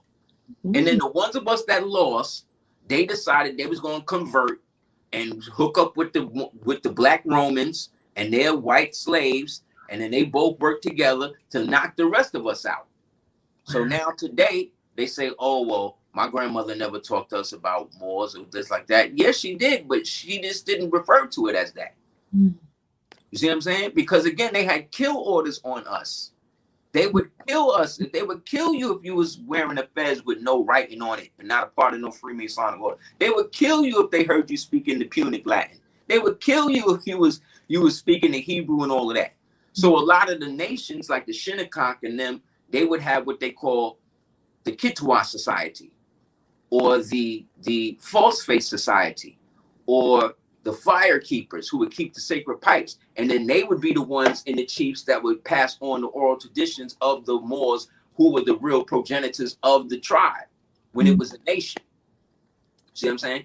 Yes. But they don't want to deal with that because then they would have to actually choose a side. They would actually have to declare a nationality, which would then bring them back into the Republican form of government, because now they're represented by a nation, and now that nation, which is guaranteed a Republican form of government under this new system, they now would be able to elect and then go forward with certain things, instead of being put in a democracy under mob rule, where because we all say we Indian, or we all say we Negroes, or we all say we Black Greeks, you know what I'm saying? If you don't go along with that, there's something wrong with you. That's communism. And that's what they infused in the so-called community during the civil rights movement. That's why people like J. Edgar Hoover and these people was against Martin Luther King and all of that, because his speechwriter, who was a Jewish gentleman named Stephen Levinson, was a part of the Communist Party. See what I'm saying? Huey P. Newton and them was devotees of Mao Zedong, who was a communist. Everybody talk about the Nazis. Mao Zedong killed triple the people that Hitler killed. Mao Zedong killed over 51 million people with that damn red book. And then the irony is, he was a Jesuit. He was a Jesuit, and the Rothschilds is the one who wrote the red book. You know what I'm saying? All of these dudes was Jesuits. All of these dudes was employed and funded by Rothschild on behalf of those who are unseen. Like I said, the Aldombrini, the Sassoon, the Orsini, the Breakspears, who Bob Marley married into the Breakspear family. Cindy Breakspear, Junior Gong's mother, she's part of them people. So the Marley clan, they all breaks. So he a part of that. He an heir to the Breakspear Black nobility throne of all of the baby eaters and them type of people. He married into that. That's how close that stuff is to us. You understand what I'm saying? Yes, yes. So that's the problem with all of this. We're caught up. They got Black people believe in communism and Marxism, like BLM. People who run BLM. The chick name is such a scam that the chick who run BLM, her last name is Colors. Like, come on, man. You don't see how they playing in your face? They playing you. They playing you, and they use the original woman for it because her ego, and that's a part of the Communist Manifesto. Secure the position of the woman. Make her go against the traditional family, and she will be the best pawn for us to fulfill our ultimate objective, the destruction of the traditional family. And that's what she said they want to do. She said, look, we are trained Marxists. But the irony is Karl Marx was a Black man. This is how crazy it is. Like, look at Karl Marx. What white man you know got a thick-ass afro like that? This is what I'm saying. Like, they all... Marx was Black. Babe Ruth was Black. What's his name? Hoover was Black. All these things was passing. All of them passing.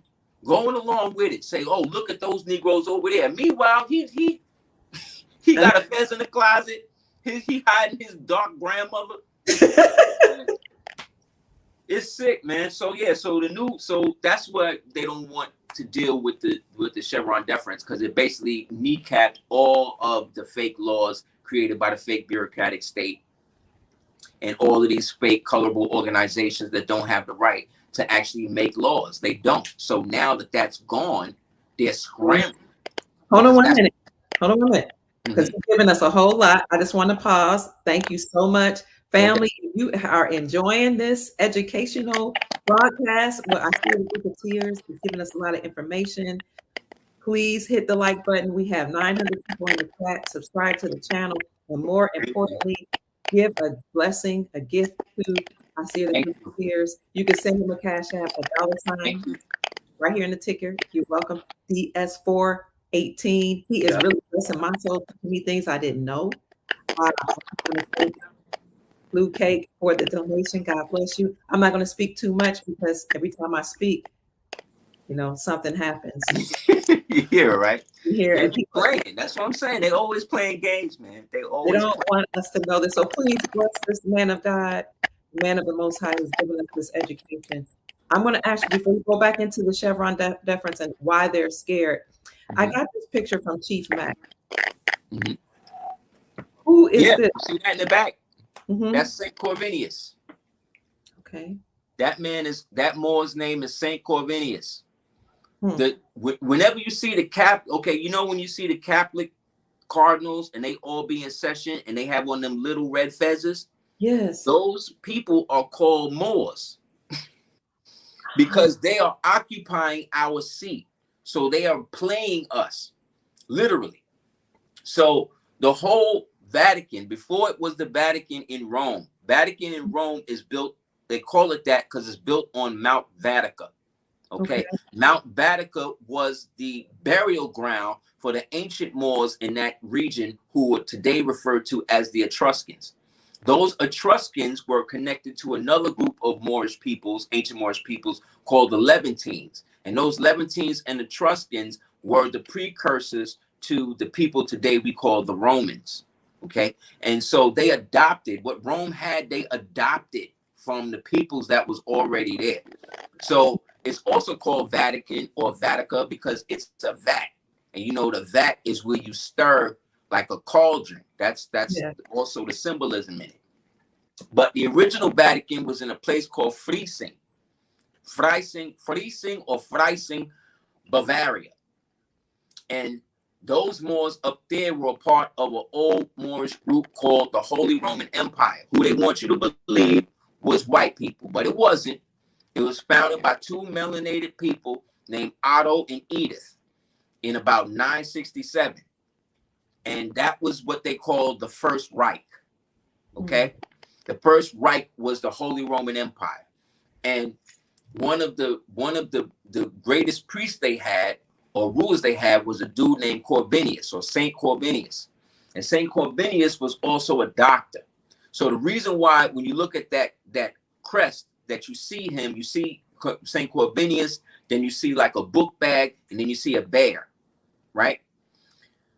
That story is the old story about Corvinus because he used to dispatch different medicines and stuff to different Moorish towns and stuff in what they call Hansa towns, right? Or house towns that existed in the old Holy Roman Empire. Okay. And so one day he had to pass over the mountain pass, which was like real high up in the Freising Mountains. The term freezing comes from Freising or Freising, which means cold. So as he was going over, the horse he was on got attacked by a bear. And so the people, this is the legend. So the people, after a couple of days, thought that he was dead, that the bear had killed him and all of that. Then they said on the seventh day, they had looked when the storm broke and he had come riding down on the town, riding the bear with the medicine. You see what I'm saying? Yeah. And then as he rode the bear down, the bear brought him to the edge of the town. He got off the bear and then he took the thing off, smacked the bear on the ass, and then let the bear go back into the mountains. And then from that point on, he had been seen as a saint because, he had secured everything. So technically, they say he was like the first pope of Freising. So after that, reaching that level, over there, they had this thing called the Golden Bull, right? And the Golden Bull is where in Germania that all of the kings would be crowned under. And when you look up the Golden Bull in Germany, you'll see that it's a Moor's head, it's dark-skinned Moor's heads with the flute and the thing from St. Corvinus. So this Pope, Benedict, he is naming himself after Benedict the Moor, who is another saint of Rome, right? Because the whole Council of Nicaea, all of those was melanated people. They just happened to be of the Roman ilk. You see what I'm saying? So again, they whitewash everything, and they got us looking at it. But Constantine and all of that, this was all exposed by Putin the other day when he posted all of them pictures of those Moors in Russia, because the Renaissance never made it to Russia, because Russia was never down with none of that, going against the Moors and all of that type of stuff. They wasn't with the fall of Granada and all of that. Saint Peter, Peter the Great, Catherine, all of those was melanated people. There's a great book you can get on this called One World Tartarians. But what happened was the Russo princes, they overthrew a group, the ruling body of Moorish Tartarians that existed in that area called the Pugachev. And once they took them over, they adopted again all of their riches and stuff like that, and then basically set themselves up under the czarship, which ruled up until the slaying of Tsar Nicholas and the family, who was killed because he went along with Selassie and torpedoed the whole League of Nations, which is the first United Nations thing they were going to set up. Okay. So when they both declared they wasn't with that, that's when they tried to take both of them out. So so that's why all of these dudes is always following behind what we're doing, because we're not in our proper station. So if we're not in it, they're going to play the role as if they are us. Okay. All of the benefit from it, while they got us thinking something else. You know what I'm saying? So it's the same thing now with the new boogeyman they created, is the Proposal 2025 thing. Okay. Right? You got all the Democrats now, because they done lost the Chevron deference. They done lost the immunity thing. So now they got to come up. They look like they're going to lose the election. So they got to come up with something new to scare the Negroes with. So that's this new Proposal 2025 thing, which was created by a think tank called the Heritage Foundation. And the Heritage Foundation is comprised of a bunch of Christian nationalists. Not all of them is Caucasian. There are a lot of so-called black ones down with that. And they basically laid out a way in what they would like to see happen once the new Republican president comes in. However, that has nothing to do with Trump's campaign. He hasn't endorsed it. He hasn't done anything with it. He's not even talking about it like that. Other day he said something about it, but he said he ain't with it. He didn't even read it like that. But everybody that's scared about it and think that it's some cool shit, if you are not scared of it, you should go and read it yourself. Read the whole thing yourself. There's nothing in there that says that we're going to stop black people from going to school. We're going to put chains on black people's neck. Like, that's all they're talking about it. But none of that is in it. Basically, what it says is they want to reduce the size of government, which is a good thing, which is great to me. Yes. Also, this also shows you how many original people still are under the assumption that Caucasian people own the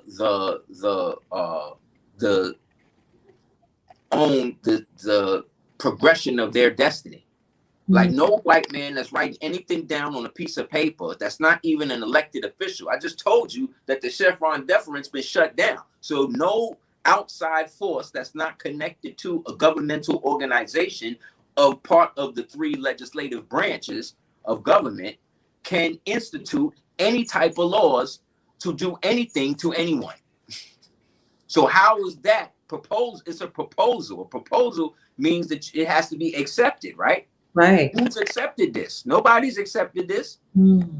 That's like saying, oh, well, he proposed. But unless she say yes, it's just a proposal. So why y'all making this mountain into a molehill? And who put the battery in y'all back to do it? Because now I be going on YouTube and I'm watching all of these melanated people talk about it. They all seem like they got the same script. Seem like the same Democrat white man that gave them some script, and they all read it from it. Say like, okay, black people enslaved, check. Okay, black people this, check. It's like, come on, man. Like, who controls your destiny? Why you think white people got that much power? Have you not seen what they doing to white males now? White males can't even get jobs. What you talking about? White man ain't been running shit in this world for a long time right now. He may run around this, like Bobby Hemmings say, he may run around this, but he not running it. If anything, The people in Israel, them type of people running it right now. And they don't like white people. They don't like them at all. The Zionist people and all that, they don't like them at all. Because they upset at them based upon how we use them to round them up back in the days. For more on that, you can get a book called Chosen People of the Caucasus by Michael Bradley, another book called 13th Tribe by Arthur Koestler, another book called Iceman Inheritance, another book called Making It a White Man by Paul Lawrence Guthrie, another book called White Cargo, another book called The Forgotten Cause of the Civil War. All these books, you read these books, it will take the boogeyman, white man trauma away from you right away. It's like, oh, these people are not running nothing. They just pawns them damn self. But again, if you believe that a guy can come over to a whole country he ain't never been before, put big chains around 9-foot Africans, then get on another boat and bring it to another country he ain't never been before with 3 ships and kill 100 million people, then of course the white man gonna be God to you. But that didn't happen. You know what I'm saying? That didn't happen. And if it did, show me the slave ship that they used to do it. You can show me dinosaur bones from 24 million years ago, right? Dinosaur shin bones and jaw bones and all that. You got all of that, but you ain't got a slave ship from 100 years ago? Somebody lying. And it ain't us. It's them. It's part of the racial hustle. It's a hustle. You know what I mean? It's a scam. It's a grift. It's another way to create a false sense of superiority and a false sense of inferiority in people who have been at war with each other based upon the machinations of people who have a vested interest of keeping them at odds with one another. You know what I'm saying? Right. So it's that. So the proposal 2025, that has nothing to do with nothing. That's just a proposal. Now, we was back in the neocon days when Wolfowitz and Rumsfeld and them niggas was in there. That's when the Chevron deference was still in effect. They was able to create a think tank. And from that think tank, they created something called the Plan for a New American Century. Right? And then that was called PNAC. And that PNAC was then implemented by Cheney, you see what I'm saying, who was a part of the think tank, and he implemented that, and that's what led to the whole Iran, Iraq, and all of that. That's what led with 9/11 and all of that. That's why all of that had to happen in order for them to implement it. You see what I'm saying? And then that led to the Patriot Act and all the rest of that crap. There's the movie called Vice with Christian Bale, who, by the way, is the stepson of Gloria Steinem. Jeez, they all related. See what I'm saying? They all related. They all related. Everybody that they pump to you in front of the TV, mainstream, is related. All of them. All of them. From the rappers to the actors to the politicians. Brad Pitt is Obama's 5th cousin. You know what I'm saying? Like, they are all incestuously down. The only one that ain't related to none of them is Drumpf. Who's Drumpf? Keep saying that name. Sound like well, on his original birth certificate, it was Drumpf, and then they changed it to Trump. Okay. So, you know, respect the man for his name. So in that, he the only one not related to them. So this is the problem. Like I said, Snoop Dogg related to Ray J and Brandy. Like, they all related. That's why they call him Uncle. Yes. Halle Berry was related to Fred Berry. Remember Rerun? All of these people related. All of these people are related. They all in the same family. We are the ones that's not. Unless we get in there and then they do the scripts. They get one of the witches like Abramovic or Michelle LeMay, and they'll do the scripts on you to try to find out who you may or may not be related to. But they all related. So you can't trust none of them. That's what I just seen E40 endorsing Biden. E40, you know how many E40's partners, as he say, was locked up under these Biden and Clinton administration? Chevron deference that was put through. No, but you want to endorse Biden. Like anybody Joy Reid, all of these Negroes are insane. They are insane. She said, I'll vote for him even if he's in a coma. That's how much this chick is totally drinking the Kool-Aid. Her, Karen Jean, drunk Pierre, she always drunk driving somewhere allegedly. Lying with every breath she can muster. Heels Up Harris, who locked up more so-called original men in California than anybody else for weed. Then the next year she on the Breakfast Club talking about how much weed she's smoking. Like, this is who y'all down with. So what y'all gonna do? Y'all gonna swap Biden out, and y'all gonna vote for Kamala? That's who y'all gonna want president? Or what y'all gonna do? Y'all gonna try to put Michelle in there, and then what? Have Obama be the vice president so you can try to flip it like that? That ain't gonna work neither. But Kamala is an AKA. She's a part of the Black Greek sorority. She's a sister. Exactly. Who's an Indian? Who's straight Indian? Nobody in her family is melanated. You know what I mean? If I take a Bengal tiger and put it in a Bronx zoo, that ain't a Bronx tiger. That's a Bengal tiger in the Bronx. So that's an Indian woman, you know what I'm saying, in Howard. And that ain't nothing, because Howard, Spelman, these are all military installations that was set up to reconstruct the minds of the original POWs, aka Moors, who had been denationalized after the Great War, who were now being re-educated and put under General Howard's jurisdiction, and then created a whole university that was already there that they repurposed as a university to then re-educate these Negroes to want to be more like them, right? And then that's what they did with all of these HSBCUs. What is a black Greek is a Macedonian. If we really want to get into it, a black Greek technically would then be an ancient Peloponnesian. That's not what these dudes is acting like. These people who calling themselves black Greek and all of that, that was all started by a sellout named Edward Minton, who wanted to have his version of what he seen the white boys doing. And the white boys at the time was doing what they saw the old Moors doing. So the white boys is trying to follow what the Moors was doing. This Negro is trying to follow what the white boys doing. You see what I'm saying? And then he set up the AKA thing and then created what they call the Divine Nine, right? And then he got everybody to think that they was more uppity Negro. And then the white power establishment began to support them because they were now useful idiots. They were now useful tools that they could educate in their form of educational system. So that way they would not go back to the pro-nationality movement of the days that was trying to get people to go back to what it was before Reconstruction. There's a book you can get on this that talks all about this called the Blue Vein Society, in which you had to be so light that your veins would look blue under your thing to be down with it. That's why we're the whole brown, you can't be darker than a brown paper bag, all of these tests and shit, all of the bleaching cream and all of that Madam C.J. Walker and them was selling to all of the people. That's where all of that came from. That's why they wanted to focus more on the Harlem Renaissance than all of the Black Wall Streets that was around.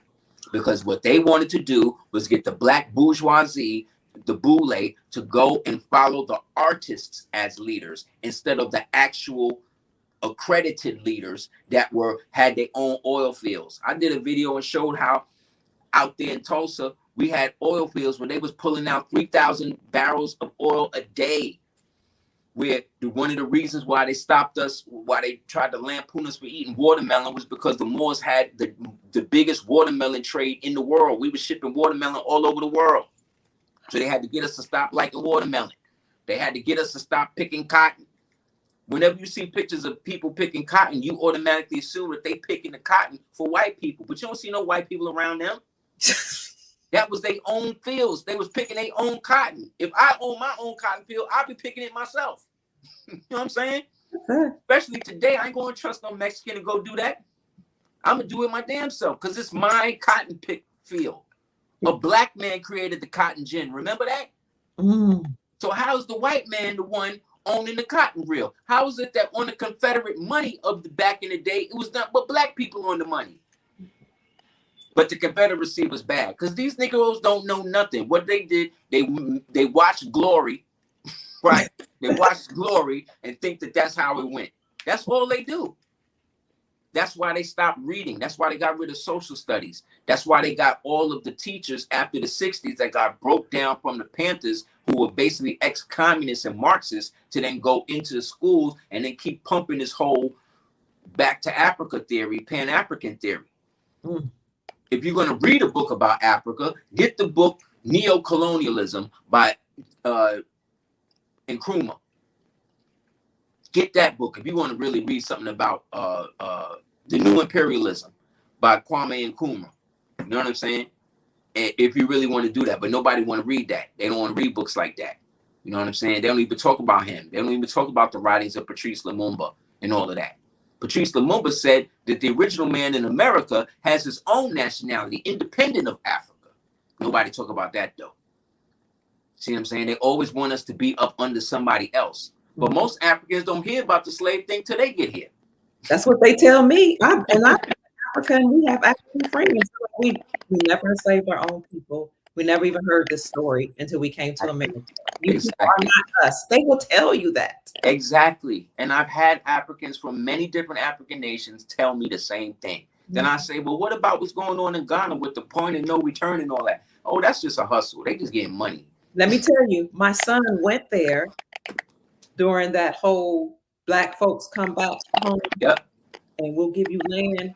And what it was a hustle. He was right there when the year of return. Yeah. He called me and said, Mom, this is a lie. It's a hustle. I'm the only Black American here.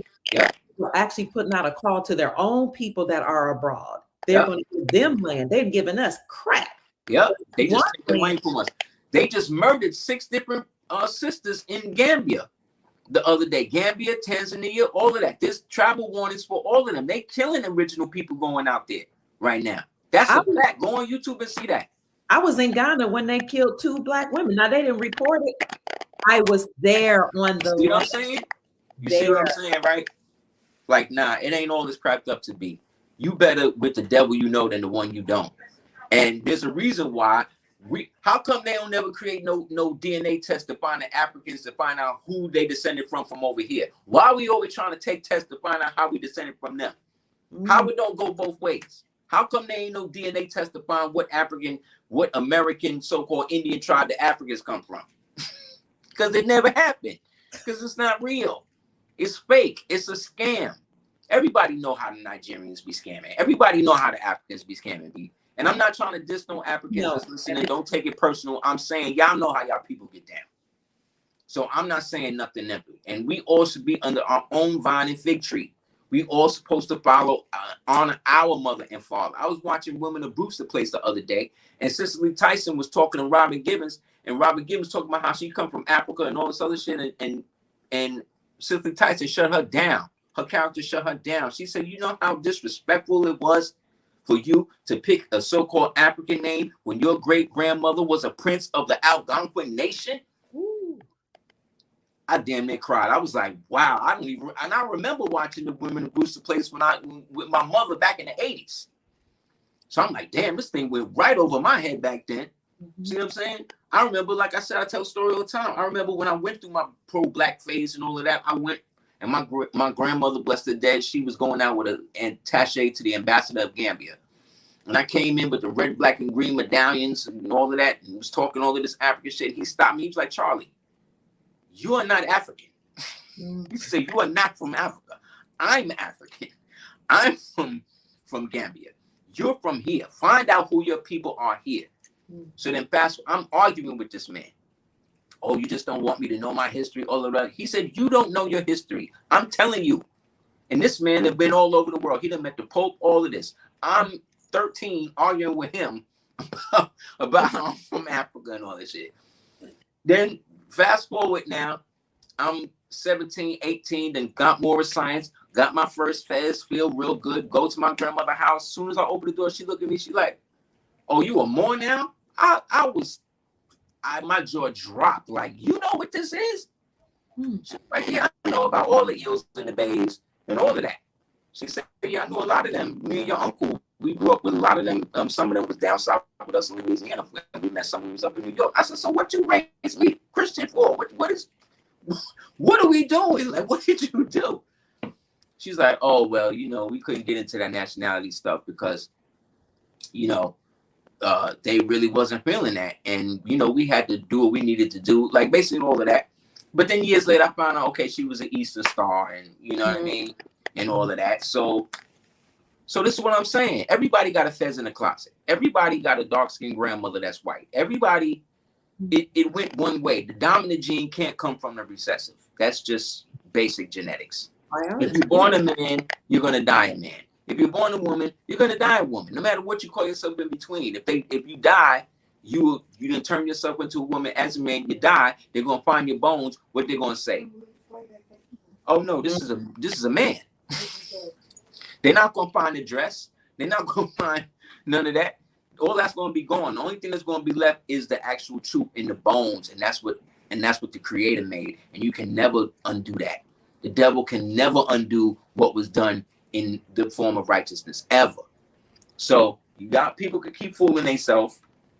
It don't matter, you know. How do you answer the question? I've had this Sam speak on my podcast when I talk about the Moorish dynasty, who continue to say that the Moors stole the indigenous people's inheritance. I don't know. Evidence to prove none of that. Because a couple of years ago, they were saying that the Moors wasn't in America. Now, we done debunked that. Myself and other Moors, way older than me, done debunked that to the point now, where now it's turned into, oh, well, now y'all stole the inheritance. But I thought you said we wasn't here. So which one is it? See what I'm saying? You wouldn't even know what the inheritance is if it wasn't for us. You wouldn't know what Egyptology is if it wasn't for us. You don't hear no Indian people talk about international trade, calling themselves kings and queens. I thought y'all was just chiefs, right? Y'all was just walking around with feathers and stuff, living in teepees and shit like that, right? So how are y'all now all of a sudden talking about how now y'all are kings and queens and y'all's this and that? I thought y'all was wild Indians living off the land like the Siberian ones that you see in the cowboy movies and shit. I thought that's where y'all was.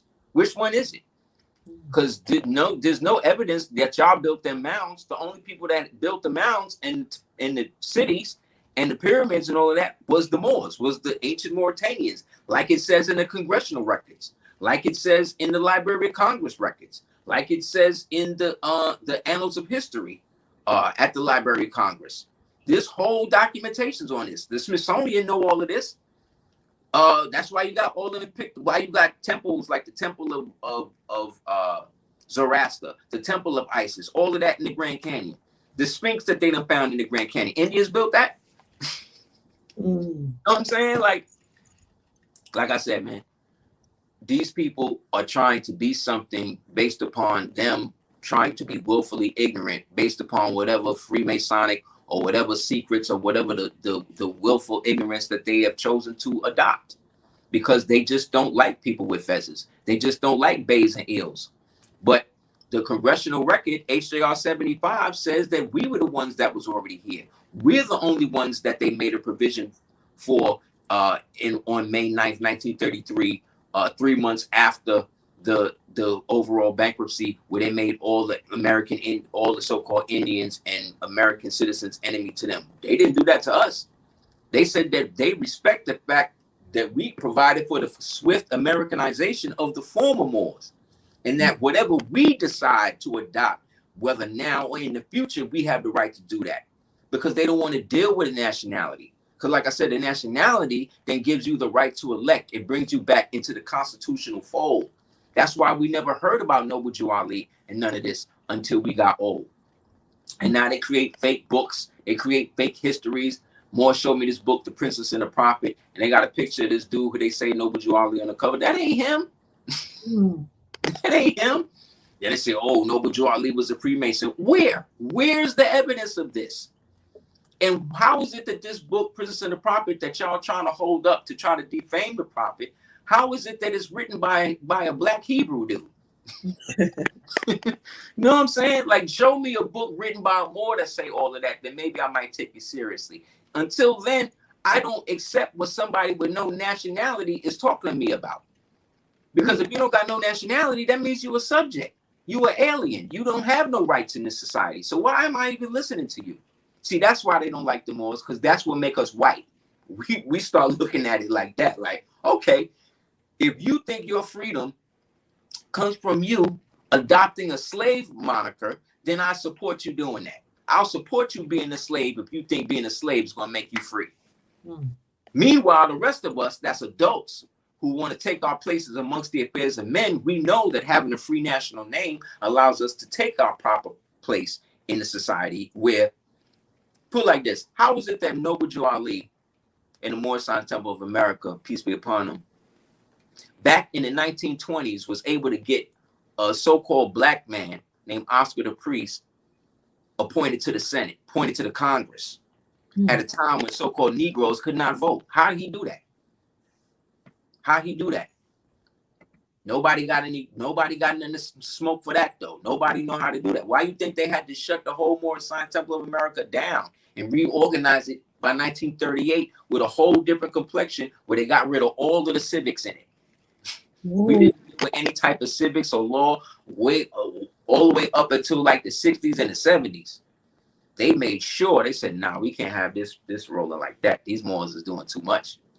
So how was he able to do that? Why? Because he was able to take the block vote of the temple as one complete body, as an ecclesiastical organization composed of international missionaries who are part of something called the Divine and National Movement, which is the organ back to the old Moorish Empire, which then put them under the treaty rights, the international treaty rights that still existed all the way from the surrender of Grenada, all the way up until the Treaty of Peace and Friendship, all the way to the Moroccan Dahir, all the way up to the Act of Algarve or Al Jazeera, Al Jazeera's, and all the way up to, again, the article, the Algonquin Confederacy, i.e. the Great Law of Guyana, which again was comprised by the Algonquin, anything AL, anything MA, anything BE, BA, that's all Moorish.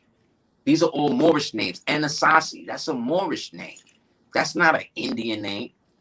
The term Indian was labeled on them by the decommissioned so-called Roman Spanish to fall under the term Los Indios, meaning those outside of their God, meaning their pagan gods that we're not a part of.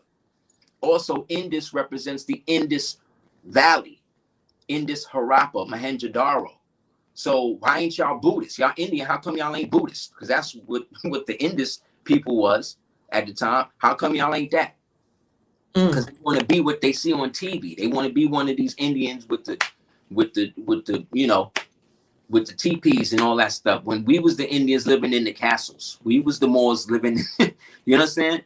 See. The monkeys and the Anasazis and the Talsalagi and all of that, those were the Moors. The corporate versions, the sellout versions was the Cherokee, was the Choctaw, was them type of people, Chickasaw. Because the term Choctaw come from Chata or Chata, right? The CH is a hard H because they were also Hebrew. So it's Chata. You know what I'm saying? Just like the Chartalagi, that's one way of saying it, or the Talsalagi. See what I'm saying? That's a T sound. So again, that's bringing you back to the ancient Phoenician aspect by which we all descend to. So you got the ancient Phoenicians, you got the ancient the ancient Canaanites, the ancient Fomorians, the ancient Phoenicians, the ancient Carthaginians. See what I'm saying? Then the ancient Mauritanians, then you got the Moors. Then from the Moors, you get all the subdivisions. And then finally, we move into the modern era of the American Indian. So they just set tripping. They just choosing one ancestor over the next and acting like that's a good thing. But that's all. It's all a part of the same problems. Like I was saying with the deference thing. Is them trying to create fake laws and fake understandings and act like that's really true, and then trying to find and then cherry picking what information they're going to use to then try to disprove things that I've been saying for over 20 years. Half these dudes only found out about them even having any type of connection to this stuff in the past 10 years. I've been talking this since 1995, man. You know what I'm saying? Before the internet, in the real world, going to different places in the world under Moorish identity, Moorish culture, understanding this. And everybody, like I said, everybody else, when the rest of your people gonna wake up to them being Moors, they start showing me Moors in their family. Wow. They start taking me to places, showing me, oh, the Moors built this. The Moors built this temple. I'm in Japan, they showing me this. Wow. So you think I'm gonna just listen to one of these Negroes that's out here trying to, you know, in their basement talking about, oh, well, the Moors, they always telling me what the Moors aren't. Always telling me what the Moors didn't do. And the reason why I know it's false is because when I started this journey of researching ancient Moorish culture, Mauritanian culture, and all of that, I started from the hypothesis or from the perspective that we in America aren't Moors. So instead of trying to prove, okay, starting from the perspective of, oh, we Moors. No, I did it from the opposite. Let me find all of the proof that says that we're not this. And all I could find was the opposite. Wow. So that's why they can't tell me nothing. That's why I don't debate these not idiots. That's why I don't debate these people or try to call them out or whatever. Let them think what they want. I'm 51 years old, man. I don't got time to try to get a grown man to see a foregone conclusion. It's irrelevant. You know? I said, let me ask you this, because you brought up nationality many times.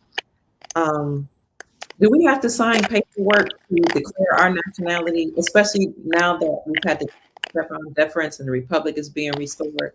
What are your thoughts on as an individual? There's a way to do all of that. You know what I mean? But it's not half of the stuff that you hear on the internet about. It's a lot simpler and a lot more direct. If anybody wants to holler at me about that specifically, or you know what I mean, I usually talk to people like that privately, so that way because it works, I want to keep it as pristine as possible, as opposed to being one of these sites that where you just download paperwork and then you mail it to this person and then you wait for this to come back. And a lot of that is false. A lot of that is not even real. It's more real when you actively pursue it and do it in a proper manner that it's already laid out for you to do so. You know, so between that and like I said, with the whole, the other aspect that they use to try to get away from this is the whole DEI and the ESG stuff, the diversity, equity, inclusion. That's all based upon the critical race theory. That's all used to kind of deter everybody from nationality. That's another scam. The economic social governance, that's the way that they try to employ it through corporations and stuff, to then create a quota system that's not based on merit, that's all based on color. We need one black, we need one gay, we need one woman, we need one Chinese, we need one this. We don't know, we don't care if they know what they're doing. We just need them in there so that way we can get this ESG funding from the government, which is another form of denationalization, another form of destroying the meritocracy of our people to make us dependent upon the government. And it's another way to denationalize people and to create a way now, so that way now when people want to hire a melanated person or whatever, they feel like he's a diversity hire, so they don't want to do it because they know he's not qualified. He's only qualified based on that. That's why they got rid of affirmative action and got rid of the whole Roe versus Wade stuff and all that. So things are moving towards the time where people have to identify with themselves individually instead of socially, because that's what the republic is based on.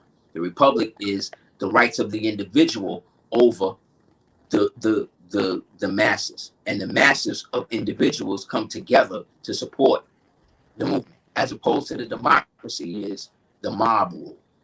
You know what I'm saying? So all of this is a good thing. So it is important, in your opinion, to establish or to have to declare a nationality. Definitely, especially in the American governmental system, because it opens up more roles to you and it takes you out of the chattel Negro, black, slave, color thing, and it allows you to deal more freely in both the public and the private sector, as opposed to being the subject to, you become a subject of.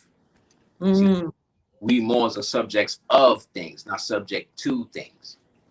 See what I'm saying? So we become subjects of the American Republic, which again is a reorganization of the old Moorish Empire. There we go. That's what I was wondering. So, but if the republic is being restored, why would you have to declare a nationality? because you still got people like Biden and these Democratic people in here acting like controlling the levers of everything under a democracy side of it. So you have to say what you are, so that way they know what you aren't. See what I'm saying? So this way you're not just a voter, you're an elector. See what I'm saying? That's why the electoral college exists, even though people are voting. You see what I'm saying? Because the votes get funneled into the electoral college, and the electors, who are the silent majority, who are the people with nationalities in America, are the ones that push whatever's forward. And so now, can you explain why we have a treaty of peace of friendship and what that is?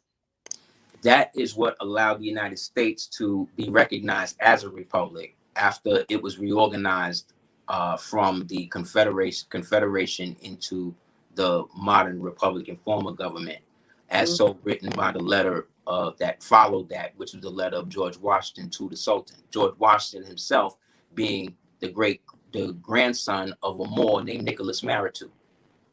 You could look that up. Who was a French Huguenot, and the French Huguenots were Moors. So the picture that we got of George Washington may not even be real, because his grandfather Nicholas Maritou is your complexion.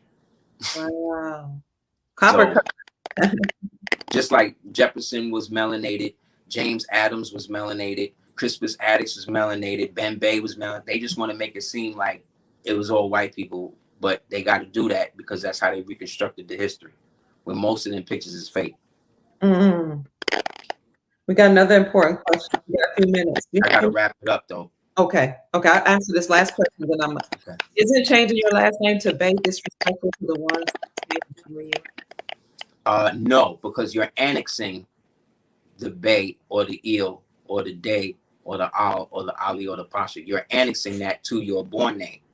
So your tribal name and your national name work in tandem. So if I was John Smith, right, John Smith Bay, I'm John of the Smith Tsalagies of the Moorish nation or the Moorish clan of Bay. You see what I'm saying? So one represents me domestically, the other represents me internationally. So you don't change your whole name. You see what I'm saying? You keep the name of your honor, your mother, and your father, so your days may be long upon the lands the Lord has given you, which is this land. But you want to use the title that was given, the Il, which is like Elohim, the Bay, which is like Bayanu, the Al, which is like Allah, right? But not Allah, the pale Arab Allah, Allah being the arm, leg, arm, head, the spiritual visage of man. You know what I'm saying? The Pasha, which comes from Pahath, which is an old Hebrew term, and the Moab. So you add that to your name, but you choose one or the other. Okay. You know what I'm saying? So again, if you're John, then you would be John of the Smith Tsalagies or the Smith Pamunkeys or the Smith Chickahomies. You see what I'm saying? Of the Moorish clan of Bay. So once they got rid of the Moorish thing, took the Ils and the Bays off, the so-called Moors who were left became so-called Indians and started using their last names as their national names. And that's what got them, why their names could then be usurped by the slaves that came over and adopted them. Okay. Because the international tie was then cut off. But now we're in a new day and time. And like I said, the congressional record of HJR 75, everybody can read it yourself, says that you have the right to annex and the usage and the customary usage of all of that, whether you choose to do it today or any time in the future. So that is what also insulated us from the bankruptcy thing and then brought us back into the Americanization or our true American nationality. Outside of all of the inferior governmental control, Roman DC titles such as Negro, African American, Black, American Indian, see what I'm saying? Colored, octoroon, quadroon, mandroon, Creole. So is this the return of the Moorish? Yeah, we're just waking up to what we've already been. Okay. And now things are opening up for us to be able to activate it. But it's not so much, I think, where we need to constantly throw it in somebody's face. It's just that if somebody want to constantly tell me what I'm not, I'm going to stand on what I am. And the more they tell me I'm not this, but then the people telling me this have no nationality. They are still talking all against this United States, but then they still listed as U.S. citizens. Meanwhile, my passport, even though it may look like a regular dude's, it's national because my free national name is on it. My headdress is on it, right? My associated documentation that I went to get it with have been verified and all of that. So when they run it on the card or the passport, they see that.